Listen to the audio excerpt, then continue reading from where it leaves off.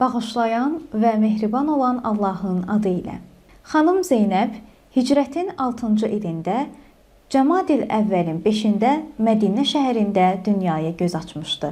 O, İslam Peyğəmbərinin nəvəsi, İmam Əli əleyhissalam və xanım Zəhranın övladı, İmam Həsən və İmam Hüseynin bacısıdır. Belə nəql olunur ki, xanım Zeynəb dünyaya gələrkən babası Muhammed Peyğəmbər səfərdə olur və səfərdən qayıdarkən birbaşa Əlinin evinə gələrək bu şərəfli övladın dünyaya gəlişi münasibətilə valideynlərinə müjdə və gözaydınlığı vermək istəyir. İmam Əlidən uşağın adının nə olduğunu soruşur. Həzrəti Əli cavabında, biz heç zaman Allah Rəsulundan önə keçmədik və gözlədik ki, özü bu uşağa ad qoysun. Peyğəmbər də belə buyurur. Mən də Allahdan önə keçmərəm.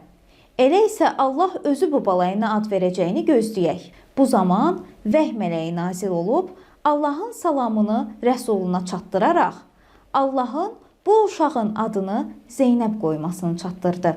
Peyğəmbər uşağın sağ qulağına azan, sol qulağına iqamə oxuyaraq, uşağın adını Zeynəb çağırmaqla onun üçün dua eləyib valideynlərinə verdi.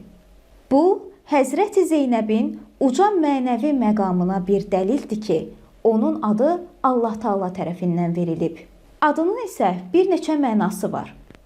Xoş mənzərəli ağac, paklıq və ərəb dilində iki söz birləşməsindən yaranan zeyn və əl, yəni atasının zinəti, bəzəyi mənasını verir. Xanım Zeynəbin İslam tarixində böyük rolu var.